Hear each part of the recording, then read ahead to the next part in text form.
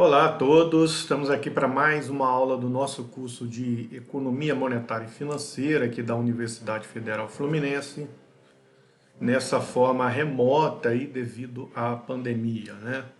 Então mais uma videoaula para vocês aí, continuação da aula sobre demanda por moeda, aí a nossa parte 4, onde a gente vai utilizar agora o livro do Cardim de Carvalho, seu capítulo 6, que trata aí da demanda por moeda na abordagem de Friedman e os monetaristas, né?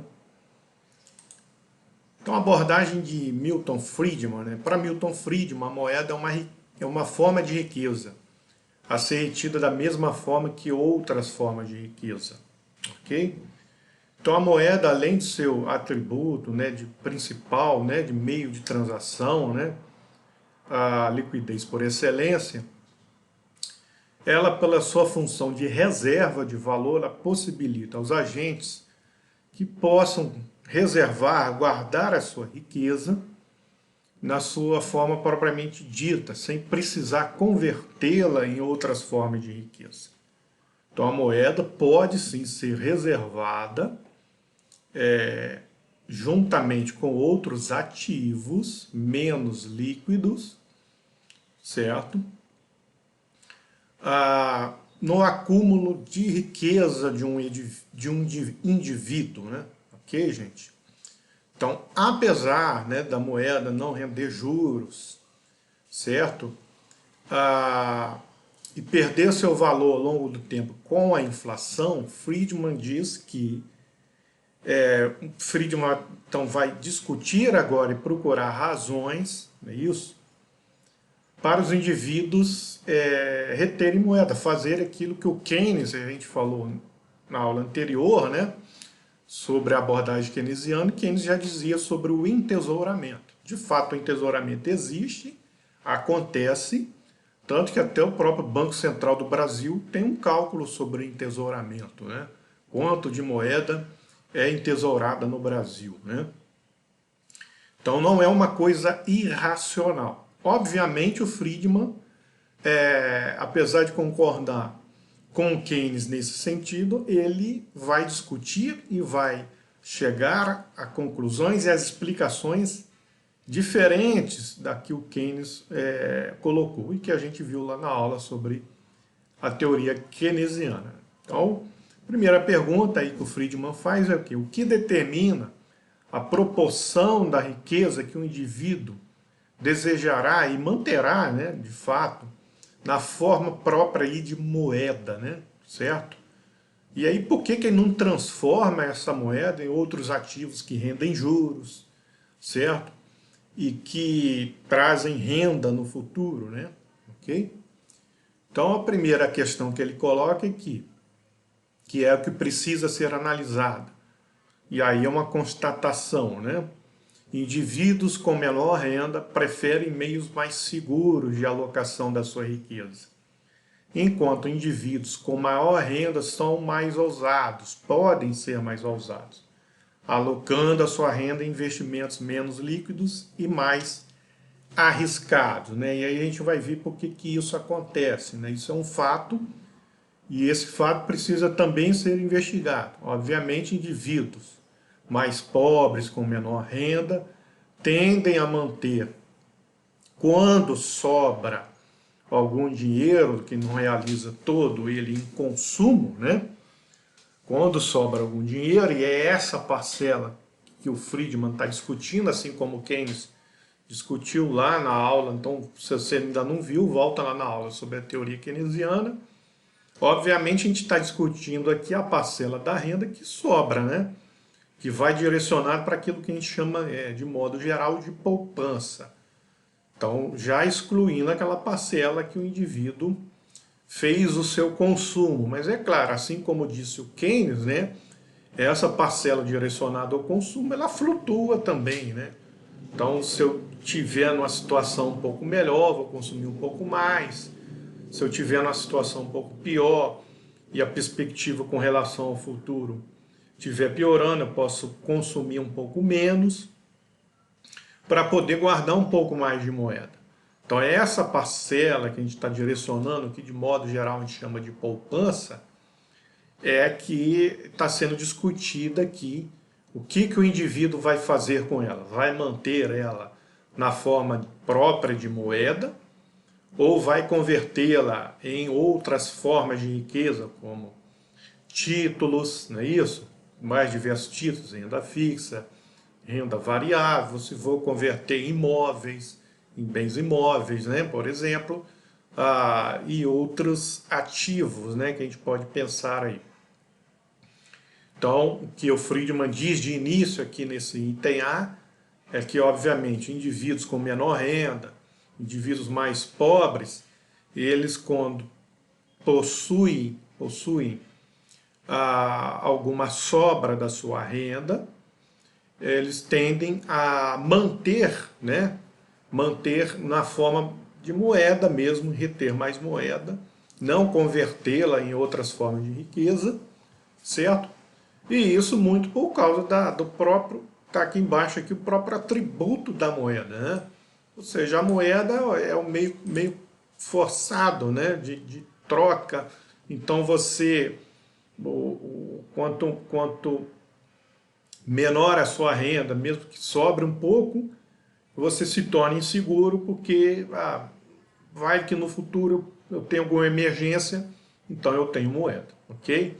Obviamente, quando você tem uma maior renda, mais dinheiro sobrando, vai ter mais dinheiro sobrando, se a sua renda cresce, então indivíduos de maior renda, obviamente, passam a ter mais dinheiro sobrando, mesmo que aumentem relativamente o seu consumo em relação a um indivíduo mais pobre, mas a tendência é que ele possa ter uma renda sobrando maior e aí ele se torna menos medroso, vamos dizer assim, de estar convertendo essa moeda que sobra em outros ativos, menos líquidos, mais arriscados, mas que vão lhe trazer mais renda no futuro, e é isso que a gente vai discutir com o Friedman. Mas os dois pilares principais são esses. Então, a moeda possui um atributo. Então, para quem tem pouca moeda, pouca renda, a tendência é ficar com mais, manter ela na forma, manter a sua riqueza, né, na forma propriamente de moeda. Então, por isso que indivíduos de menor renda tendem quando muito, aplicar lá na caderneta de poupança, né, e não é só a questão da educação financeira, né, gente? É o fato mesmo, isso que o Friedman está dizendo, mesmo que essa pessoa tenha educação financeira, aí sim que ela vai pensar, ela fala, não, eu tenho que botar, eu tenho pouca renda, tenho que botar em meios seguros e líquidos, né, mais líquidos possíveis. Então, às vezes, coloca na caderneta de poupança ou quando aplica num rendimento ali de curto prazo, que não vai prender o seu dinheiro por muito tempo. Coisa que a gente já discutiu no Keynes e que o Friedman não discorda, né? A gente vai ver que a discordância, a visão do Friedman começa a mudar daqui para frente, né? Então, enquanto indivíduos com maior renda tendem a procurar investimentos de longo prazo, investimentos mais arriscados, aí sim entra no mercado acionário, onde é mais arriscado, ok? Então são esses os dois pilares, né? Então aí a segunda pergunta que a gente tem que fazer em Friedman é, então, para Friedman, o que determina a renda de um indivíduo? Então por que um indivíduo é mais pobre e outros indivíduos são mais ricos? Ele diz que isso depende da relação do que ele chama de riqueza humana com a riqueza não humana. Então a relação entre a riqueza humana e a riqueza, fica mais claro aqui, não humana. Então a riqueza humana está relacionada à capacidade produtiva aí dos seres humanos, tá? Então é a sua capacidade de produção. Então, por exemplo, vocês hoje, com a sua qualificação, qual é o tipo de emprego que vocês conseguem obter no mercado, ok? Certo? Se além disso, além disso, eu procuro um outro caminho, o caminho do empreendedorismo, né? futuramente eu quero ser um empresário. Claro que isso tudo depende. Você também já ter uma determinada riqueza, obter uma determinada riqueza para fazer esse investimento. Mas aí qual é a sua capacidade empresarial, não é isso? Qual é a sua capacidade empresarial de conseguir esse dinheiro e conseguir fazer com que esse dinheiro aumente ao longo do tempo a partir dos lucros que serão obtidos. Então isso tudo o Friedman vai chamar de capacidade humana de ir ao mercado, de obter dinheiro e de conseguir fazer com que esse dinheiro aumente com os lucros, com os juros, com os dividendos ao longo do tempo, tá?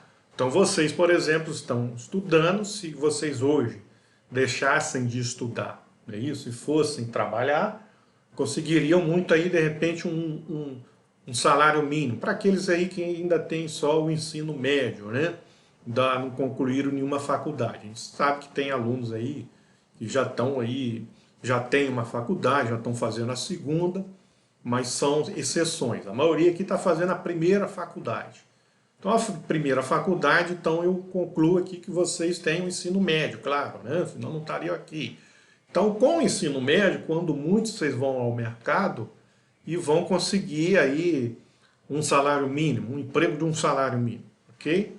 Quanto vocês esperam obter ao fazer esse investimento de estar fazendo, de estar aí 4, 5 anos, né? São 4 anos, mas tem alguns alunos que levam 5, para concluir aí o curso de economia, né? Quanto vocês imaginam? Para quanto que vai aumentar essa obtenção de riqueza? Então esse salário que por baixo aí, vamos dizer assim, então qualquer trainee aí que trabalha em banco aqui na nossa região já ganha aí 2 salários mínimos pelo menos, ok? Então quando vocês estiverem efetivados em algum cargo de economista, vão botar aí no mínimo uns 4 salários. Então essa é o investimento que vocês estão fazendo. Claro que aqui é uma universidade pública, vocês diretamente não estão pagando, mas todos nós estamos pagando ainda com nossos impostos, né? Então, a sociedade proporcionando isso a vocês, vocês no futuro conseguirão o quê? Obter o quê? Uma renda maior.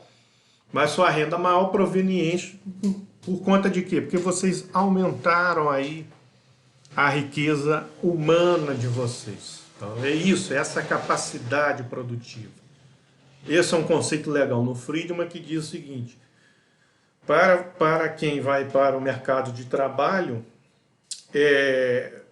você não é a empresa, né? Se você é um trabalhador, o trabalhador é ele mesmo, tem que estar constantemente investindo nele mesmo, porque as empresas passam, né, na sua vida, né, e vão passar. Você vai entrar numa empresa, no mundo de hoje você não vai ficar eternamente naquela empresa, né? Vai ficar ali uns 2, 3 anos, quando muito, né? Depois você vai para outra, né? Ainda mais o economista, né? Está sempre mudando aí de emprego, né? Então, o que você tem que ter é aquilo que os especialistas na área dizem, que é o quê? Um bom currículo.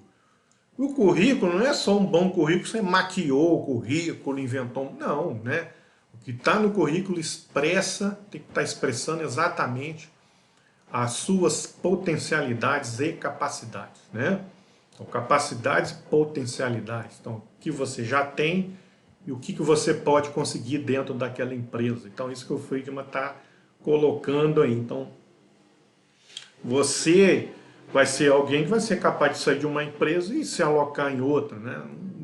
E não ficar muito tempo desempregado, porque você tem uma riqueza humana. E essa riqueza humana, ele diz, apesar de não ser propriamente vendida, mas é com ela que você consegue dinheiro, renda, dinheiro. E aí a pergunta que ele faz é, então, eu vou manter esse dinheiro que eu consiga na forma propriamente dita de moeda, ou vou transformá-la acumulando mais riqueza? Ok?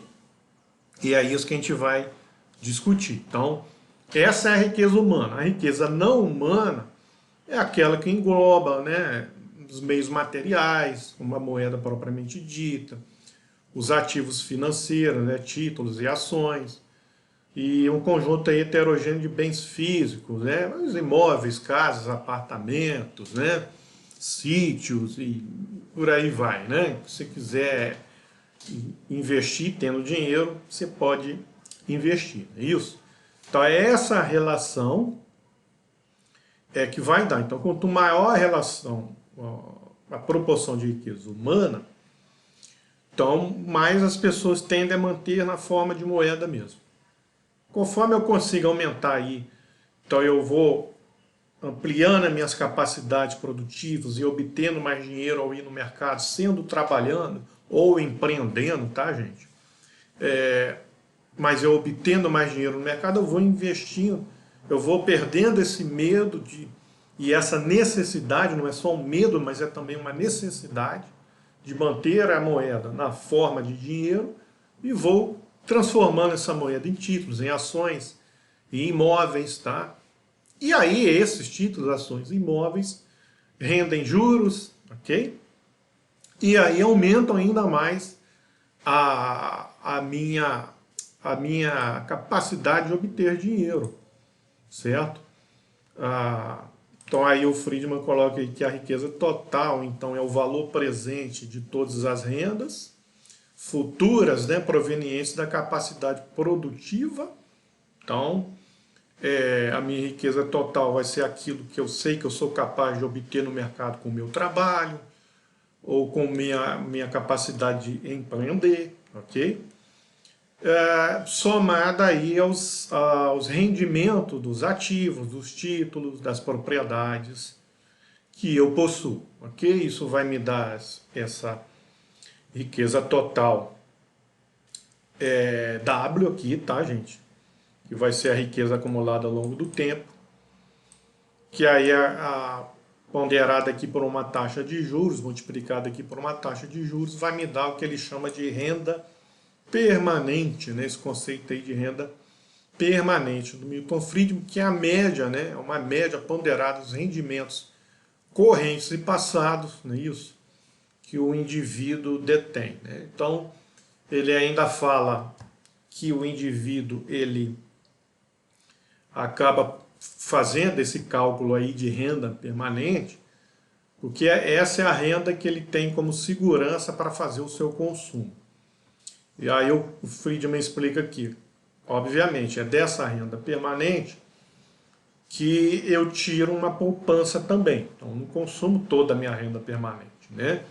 Então, da minha renda permanente, eu tiro essa poupança, e dessa poupança eu vou transformar em riqueza. Ou vou manter em dinheiro, ou vou transformar em títulos, em bens imóveis, não é isso? Por exemplo. Então, aí ele diz o quê? Que essa renda, ela oscila, na verdade, ao longo do tempo. É uma renda média, ponderada, mas ela oscila. A renda, na verdade, a renda efetiva que acontece ali ao longo do tempo, ela oscila em torno dessa renda média. Então, sempre que tem, né, a renda for abaixo dessa renda média, eu vou me desfazer um pouco da minha riqueza para poder complementar o meu consumo. E quando ela for, aí eu não vou poupar, vou despoupar, né? Mas quando ela for acima, tudo aquilo que for acima dessa renda média aí, ele também direciona para a riqueza. Então, tudo que for acima, sempre que ele obter alguma riqueza, alguma renda acima da sua renda média, ele já direciona para acumular mais riqueza, ok? E aí ele fica seguro, porque quando a renda cai abaixo dessa renda média, ele pode poupar um pouco para garantir aí do seu consumo, né? Ok? Manter o seu padrão de vida, né? Isso que o Friedman está pensando também é que as pessoas elas buscam estabilizar aí um padrão de vida ao longo do tempo, ok? E aí elas só aumentam o seu padrão de vida efetivamente quando essa renda média aumenta. Eles sentem que essa renda aumenta de forma consistente. Então, aí sim o indivíduo deveria, né, vai aumentar o seu padrão de vida. Caso a renda esteja constante, ele vai manter aquele padrão de vida. Então ele não deve buscar um padrão de vida superior a essa renda média, porque aí ele está desperdiçando a chance de acumular riqueza, ok? De transformar essa riqueza em outras formas de riqueza que rendem juros e aí aumenta a sua renda no futuro, ok? Então é basicamente isso que o Friedman está dizendo, aqui tem um desenho que está lá no capítulo para vocês verem. Então a riqueza total é dividida em riqueza humana e riqueza não humana. Então só fixando, então a riqueza humana é a nossa capacidade de trabalho, de empreendimento, então é a capacidade da gente ir no mercado e obter dinheiro, né? Obter renda. E aí, quanto menor a minha renda, mais eu mantenho ela na forma de moeda, tá? Por segurança, porque é ser o meio mais líquido e mais seguro. Conforme eu vou aumentando a minha riqueza humana, eu vou obtendo mais moeda e aí eu começo a me sentir mais seguro para poder ir aplicando em títulos, tá? E ir comprando, e aí dependendo do volume, ao longo do tempo eu consigo já adquirir bens imóveis e outros bens materiais. E aí eu vou, então, alocando a minha riqueza em riqueza não humana, ok? Certo? Então não confunda, tá, gente? Moeda, ela também é riqueza não humana. Então, riqueza humana é só a nossa capacidade de trabalho. Apesar da gente estar sempre convertendo, né, a nossa capacidade de trabalho em renda, em moeda, né, quantificando a nossa. Então eu sempre penso, agora eu vou ser economista e aí eu ganho tanto, né? Mas enfim, a nossa riqueza humana é a nossa capacidade de ir ao mercado e trabalhar e empreender. Não é propriamente moeda. Moeda é o que você transformou, você foi lá e trabalhou e trocou em moeda. Claro, a gente vive na sociedade capitalista, né? E é assim que funciona. Todo trabalho seu deve ser remunerado em moeda, mas isso não significa que riqueza humana é moeda, tá? Não confundam, tá? Porque a moeda é uma forma de riqueza não humana. E aí a pergunta que o Friedman faz é essa: por que algumas pessoas retêm mais da forma de moeda e outras pessoas é que adquirem mais títulos, adquirem mais imóveis e conseguem acumular riqueza não humana ao longo do tempo em outras formas que não em moeda. Então é isso que ele conclui aqui: quanto maior for a proporção dessa riqueza em comparação à riqueza não humana, maior deverá ser os saldos em ativos monetários mantidos pelos agentes. Assim, quanto maior for o W, maior será a demanda por moeda. Ok? Então, a demanda propriamente por moeda e não por títulos e bens físicos, ela está relacionada com W. Se a riqueza humana é maior, maior é W. Ok? Porque está em cima, né? Está no numerador. Se a riqueza não humana é maior, como está no denominador, aumenta, diminui W. Diminuindo W, diminui a demanda por moeda. E demando outros ativos, né? Títulos, imóveis. Então é isso, né? Então, além disso, além dessa relação da riqueza humana e não humana, que é o pilar aí básico e fundamental aí da teoria do Friedman, há outras questões que ele coloca como também determinando aí a demanda por moeda em relação à demanda dos outros ativos. Então, acaba sendo, então, assim, por que eu demandaria mais moeda e não demandaria outros ativos? Então, a primeira é essa. Então, se a relação aqui de W, né? O primeiro está aqui, W. Então, quanto maior a riqueza humana, maior vai ser W, mais eu vou demandar moeda. Ok? Ah, mas se o retorno dos títulos, aqui RA, títulos de renda fixa, RB, títulos de renda variável, forem altos, isso vai me desestimular a demandar moeda. Ok? E vai me estimular a demandar títulos. Porque o rendimento do título está favorável, então eu vou demandar mais títulos e menos moeda. Também tem isso. Outro que é isso aqui é a taxa de inflação. Ok? A taxa de inflação também, se a inflação estiver alta, isso me desestimula a manter a minha riqueza na forma monetária. Ok? Aí eu vou demandar títulos, ações para proteger melhor aí o valor da minha renda. Ok? Outra aqui, a renda permanente, que é esse Y, né? Que a gente viu lá, a renda permanente. Quanto maior a renda permanente, maior o padrão de vida desse indivíduo, mais poupança ele consegue ter. Obviamente, menos moeda ele vai demandar. Não é isso que a gente discutiu, e ele vai direcionar aí mais para títulos, ações, bens imóveis, ok? E por fim, aí, gostos e preferências. Isso vai determinar aí, cada indivíduo vai procurar ativos mais arriscados, menos arriscados, certo? Também relaciona-se ao consumo, ok? E aí pode afetar também a poupança e a acumulação de riqueza ao longo do tempo. Tá bom, gente? Então, com relação ao Friedman, era isso. Espero aí ter contribuído com o entendimento de vocês. Não deixe, claro, agora finalizando aí essa parte de demanda de moeda, ler o capítulo 2 do Lopes Eossete e aí o capítulo 6, né, do Cardim de Carvalho. Não deixe de ler, ok? E não deixe de tirar as dúvidas lá comigo, tá bom, gente? Forte abraço e até a próxima.